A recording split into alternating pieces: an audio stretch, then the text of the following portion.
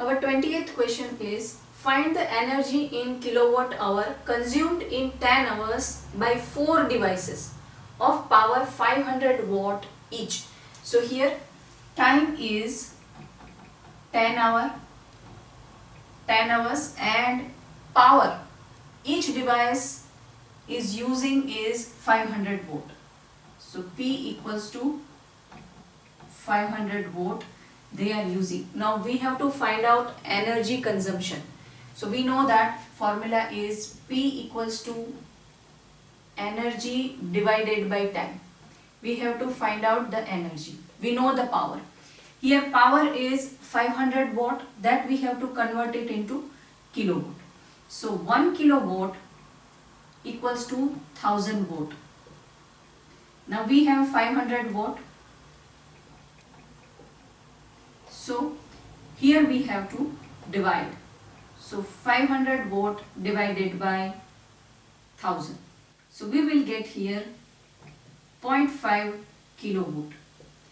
Now this much power is being used for one device. So here we are going to write 0.5 equals to energy divided by time they have given is 10.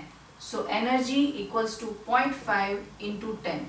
So we will get here 5 kilowatt hour or 5 unit. This much energy consumption is there for one device. This much is for one device. Now how many devices are there? 4 devices are there. So we need to multiply this one device consumption with 4. So 4 into 5 units. So we will get here 20 units energy consumption for 4 units.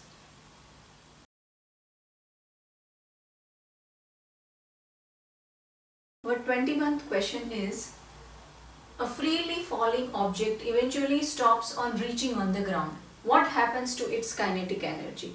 So when any object we are dropping, that is under gravitational force only, and that is known as freely falling object, which is under no influence of external unbalanced force. So that kinetic energy will convert into heat and light energy, because as per the law of conservation of energy, energy cannot be destroyed and energy cannot be lost. So here energy, whatever this object is possessing, its kinetic energy is converting into heat and light energy.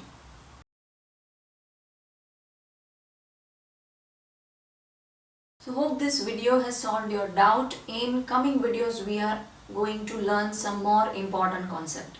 So don't forget to subscribe, learn yourself. I'll see you in next video. Till then, keep learning, keep sharing.